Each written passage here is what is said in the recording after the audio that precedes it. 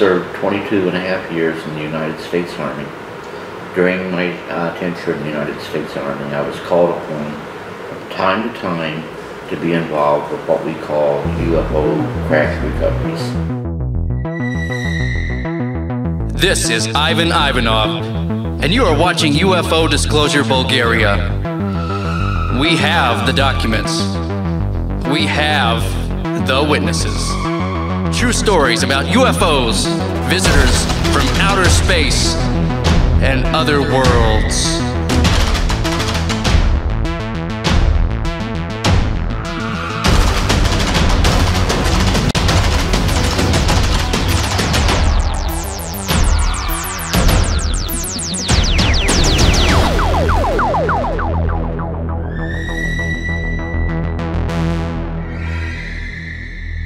I've served 22.5 years in the United States Army.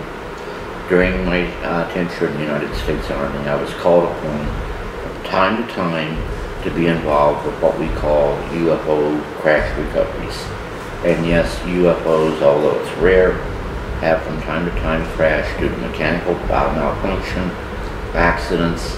They are just as subject to having accidents and having mechanical problems as we are in our own aerodynamic endeavors as far as aircraft, helicopters, things of this sort, and even our space program. Accidents unfortunately occur, and they are not immune to that effect. We have had probably on several occasions been successful before we realized it wasn't the right thing to do in shooting down some of their aircraft, but that's only when they figured that they were safe. We knew that they were there and that we would not go ahead and take any hostile action. Like several times, and I'll tell you right now, I believe there was an incident that occurred in Fort Benning where they felt safe in letting their guard down because they felt that they were invited to observe the testing of a new weapon there. Unfortunately, only those that needed to know were advised, so you had military troops out there, and they didn't see it that way. They actually trained their weapons on the UFO and brought down at least one UFO. I don't know too much about that. I wasn't involved, but I'm well aware of the situation that occurred. And I remember when I was in Las Vegas giving a talk, when the young man that first started talking about it approached me and told me of the incident, and I know that a lot of people were, no, it's probably not true, it's probably not true. Well, you can never do that. The worst thing you can do is say that a person is lying, because that may come back to bite you. During my endeavors in the military, I had things that happened that I know that I'll never be able to prove. The reason, they're not going to give you documentation. They're not going to let you walk out of a sensitive departmented information control facility with information that's going to back up your story. And when you say I was involved with the recovery of UFOs, the official stance of the U.S. government and other developed nations of the world is that UFOs don't exist. The whole situation is there's been a conspiracy among all of the major nations of the world to control that information and keep it from their own peoples, to not let them know that UFOs do exist. They are not only of extraterrestrial origin, but many of them are also of multidimensional origin that can have interaction within our own dimension. We have made steps, and I can only speak officially from, let me rephrase that, unofficially, from what I know our government has done as far as investigating UFOs. During the advent of the Second World War, we naturally became astutely aware that there was something flying in the world's skies. We thought they were enemies, we thought they were new weapons of the Axis powers, and of course the Allies felt that, they were weapons of the Axis powers, and the Axis powers felt that they were new revolutionary weapons of the Allies. And that was not the case in either way. In 1943, due to an incident that happened in China, MacArthur became astutely aware of the fact that UFOs were in fact real. And I would suggest at that time even came into possession with one UFO. We had the Office of Strategic Services at that time that probably started to gather information on UFOs, or should I say interplanetary spacecraft, because the only thing that they could identify with at that time was something of extraterrestrial origin. Later, as a result of the National Security Act of 1947, the CIA came into play. The CIA had a astute interest, although they deny this, in the UFOs. And they started their investigation into UFOs. And they say they have released all the documentation they have, and that's currently on their website. Well, that's totally untrue. In July of 1952, there was a tremendous amount of sightings over Washington, D.C. One of the most significant events took place on the night of July 26th, 27th of 1952. On this night, there were UFOs being picked up over Washington, D.C., flying even right over the White House. In two specific instances, they scrambled F-94s to try to intercept the UFOs. In the first scramble, the UFOs were intercepted by the F-94s, but as the F-94s were being victored on the station where the UFOs were, the UFOs went ahead and moved off radar and actually vanished from radar. At that time, the two F-94s were directed to RTB, or return to base. They returned. As soon as they returned to base, the UFOs were now back on the radar scopes, both at several Air Force bases and at Washington International Airport. We scrambled another flight of F-94s to intercept the UFOs there. When we scrambled the second flight, one of the aircraft, because they couldn't tell, they didn't have height planning equipment, so they couldn't tell the altitude of the UFOs. So one F-94 went low, the other one went high. And at about, I think, 15,000 feet, I'm not sure, but the one that went high, all of a sudden, was told by the radar controller, Washington International, that the UFOs were all around him, closing in. The pilot says, well, I don't see anything. He's looking around, and all of a sudden he starts to come back and says, hey, wait a minute. And he said, now I see them. They're all around me. They're closing in on me. They're coming closer, closer, closer, and this was all being observed on radar. And everybody was kind of, you know, a little excited about what was going to happen, a little tense, because they didn't know whether the UFO was going, or the UFOs were going to go ahead and destroy the aircraft or what. Finally, the pilot says, they're moving away now. He says, I'm going after the one that's right in front of me. So he was given pursuit, trying to intercept the UFO that was still visible to him in front of him. He said, I'm going to afterburners. And that was so the aircraft could reach its maximum speed. The then radio back says, I'm at my maximum speed now, but the UFO is pulling away like I'm standing still. And the reason we know about this is because the pilot was talked to reporters once he landed and had not been debriefed and told not to talk about it. Well, this might affect a lot of religions that were saying that, you know, God made all this for us. And they're going to have to go ahead. That doesn't destroy God. It doesn't destroy the belief in God. What it does is go ahead and demand questions with truthful answers. And the situation is that now that we recognize not only are we not alone, but there are greater intelligence than man out there. and that greater intelligence is visiting us here on Earth. And not only is that greater intelligence coming from other planets and from within our solar star, within our universe, but we have visitors from other dimensions, parallel multi-dimensions. So now we have to ask, what part does this play? And also, we're going to have to ally the fear that, because it's only human nature to fear the unknown. And when we fear the unknown, we want to strike out against it and we want to destroy it. It's, well, I can remember when I used to tell my mom and dad, take me to see a doctor, it'll make the monsters go away.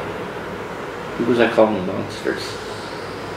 Well, Corona's one of them, and I consider him a friend today. But there are other people out there. There are people, even as we speak, children, young people, that are being selected. The next generation of people who are going to be the interfacers. And governments can't teach interface. Governments have to find these people and bring them into their service. And a lot of times that's covertly. No one told me when I got in the military that that's what I was going to be.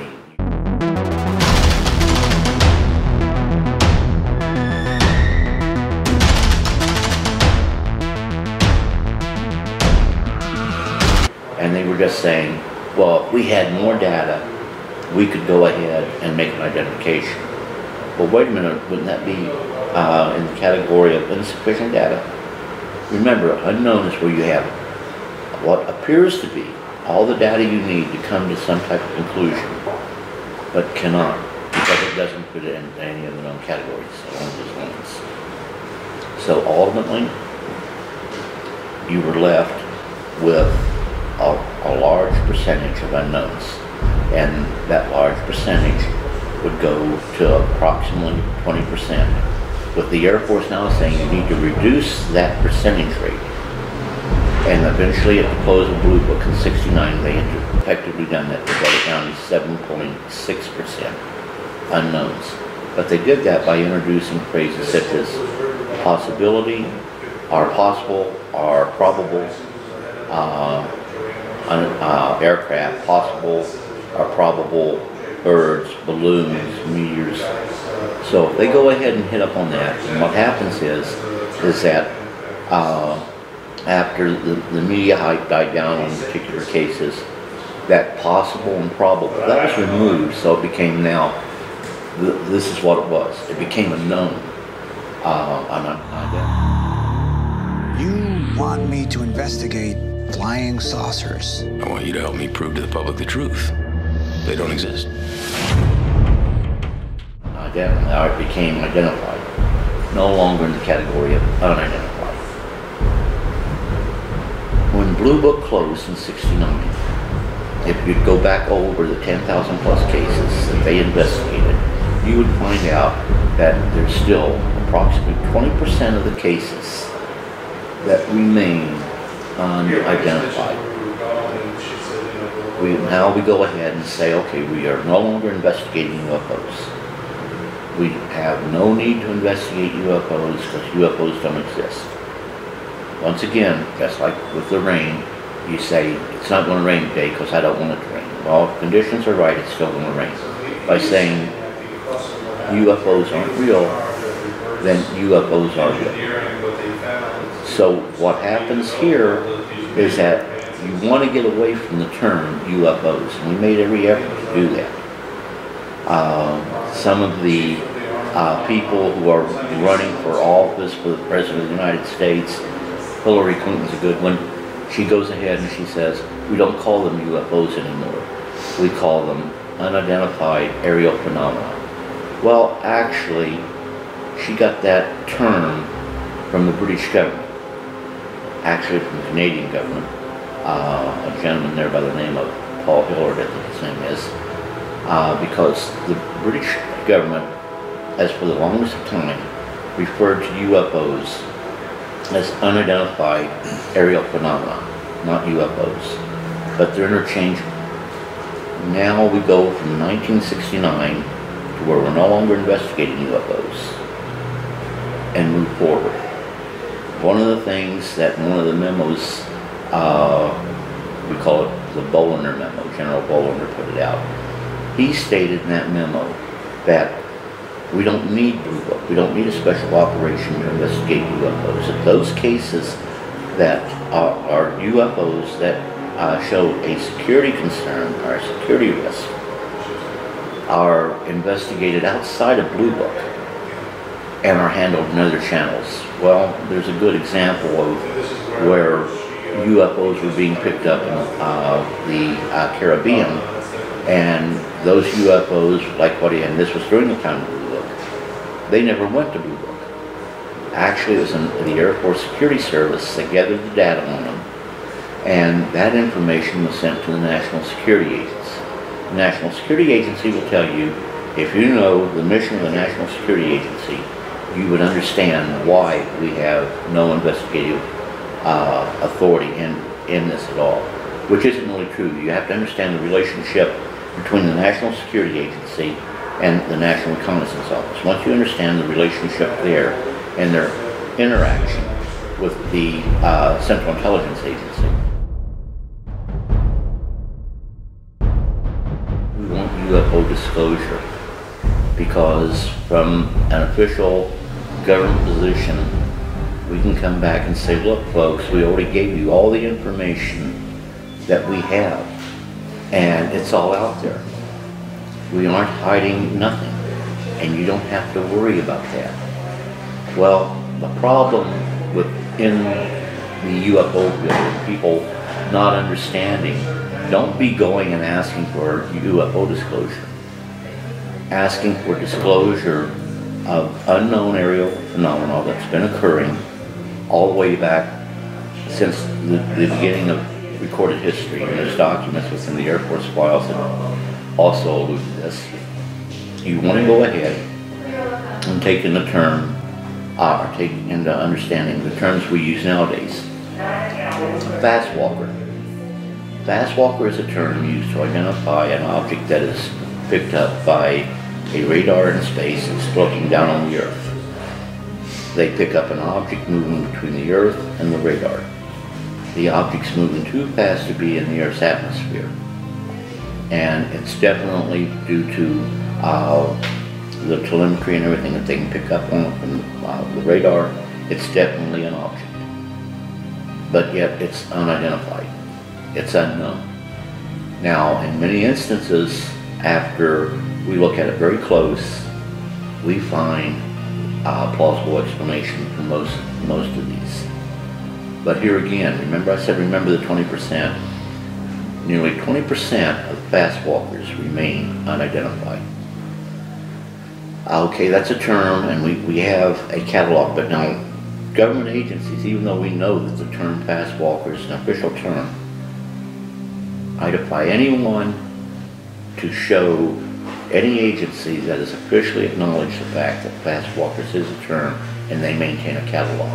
I can show you government documents where they actually do occur and that they have this information, and that was by total accident, and there's nothing they can do about it because it's already out there, because fools like me are looking for these documents, and I have a pedigree. I can get it all the way back to where I got it from a government agency. Now we move on and we come to NORAD today.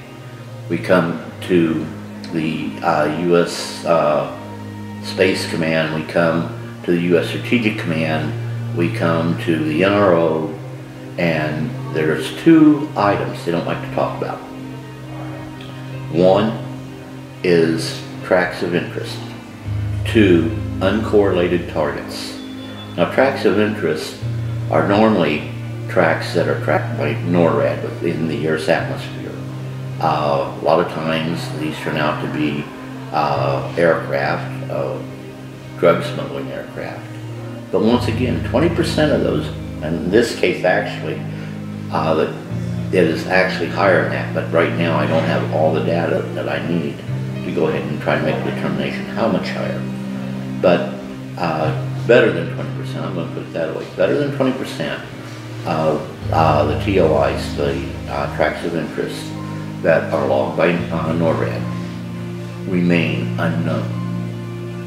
Now we go ahead and we get to the uncorrelated targets. These are objects that are cataloged by NORAD, by the Office of the National Reconnaissance Office, by NASA, by the U.S. Strategic Command and the U.S. Space Command. These objects right here are in what we call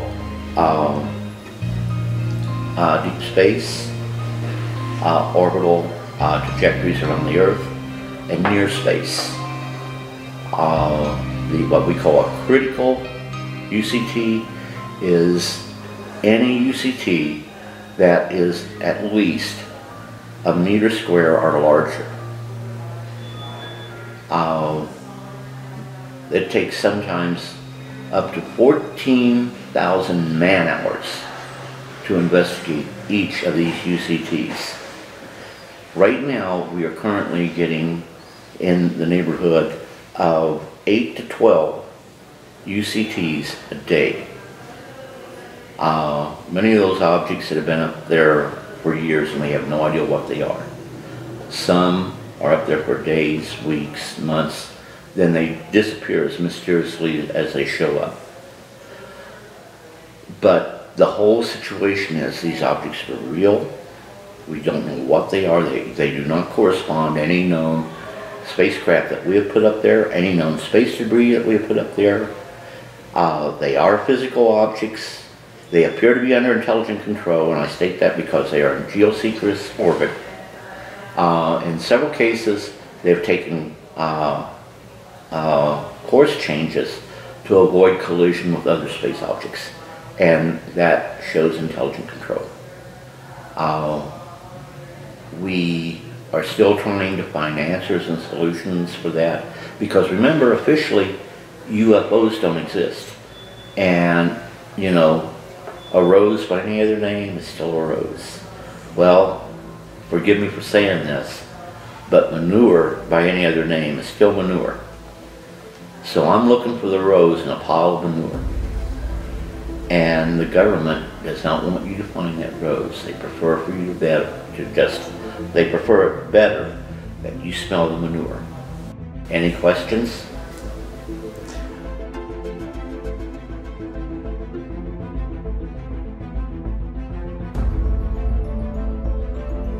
If tomorrow, 10 o'clock, disclosure was to occur, you would have some people most people going with their lives like nothing changed. You would have some people scared to death. You would have some people who would take their lives. You would have a lot of people wanting to know why the government failed them and not telling them earlier. And to make a long story short, all of us in the UFO field that says we believe the world is ready for disclosure, we don't know that. We don't know what world reaction would be. But we would be at a dilemma too, because the mission doesn't end with, we finally got it. We got the governments of the world to admit UFOs are real. Because now a major burden is going to fall on serious UFO researchers to help the rest of the world understand what is really going on and why there is nothing to fear. And I have to stress nothing to fear, because there are a lot of people out there who would disagree with me and say, well, their actions are hostile. No, their actions are not. But in many instances, we see them as being hostile. And you've got to be very careful. When a person's talking about UFOs, what is their motivation? Is the motivation to get the truth out there, or is the motivation to make a fast buck? If it's to make a fast buck, it's the wrong motivation. If it's to get the truth out there, then we are sharing information that will ultimately open a door to the reality of what's going on for all the world to see. And from that reality, we can go ahead and assess and draw our own conclusions. The biggest problem I see right now, worldwide, is that people want to be told what the truth is. Good example. I go ahead and I hear what they have to say when I'm being told by the national media what Clinton has to say, what Trump has to say. Well, this election, this particular election, I'm worried about. And it's very important to me. And I don't want to know what a TV station or a news agency has to say, because the whole situation, they're biased over there. You have Republican media, you have Democratic media. I don't care about Democratic media, I don't care about Republican media. I want the truth. And from the truth, I can then make an informed, intelligent decision of which of the candidates I think is more appropriate to run this great nation of ours. What will be changed in the world after that disclosure? What change will happen? A lot will change. Like what? We will, right from the beginning, realize we are not alone in the universe. Whether you believe in God or not, the universe had a creator somewhere along the line, because you had, billions of things that come into play that have to come in precisely at the right time for things to occur. From the beginning of the Big Bang, certain things had to happen before life, even on this one little pebble in the solar system, had its first microscopic life on it, let alone to develop into the sophisticated creatures that we are as the human race, and the other creatures that developed into sophisticated creatures. The whole situation is, we now have to say, okay, wait a minute. We're not the only life out there. Well, this might affect a lot of religions that were saying that, God made all this for us. And they're going to have to go ahead. That doesn't destroy God. It doesn't destroy the belief in God. What it does is go ahead and demand questions with truthful answers. And the situation is that now that we recognize not only are we not alone, but there are greater intelligence than man out there. And that greater intelligence is visiting us here on Earth. And not only is that greater intelligence coming from other planets and from within our solar star, within our universe, but we have visitors from other dimensions, parallel multi-dimensions.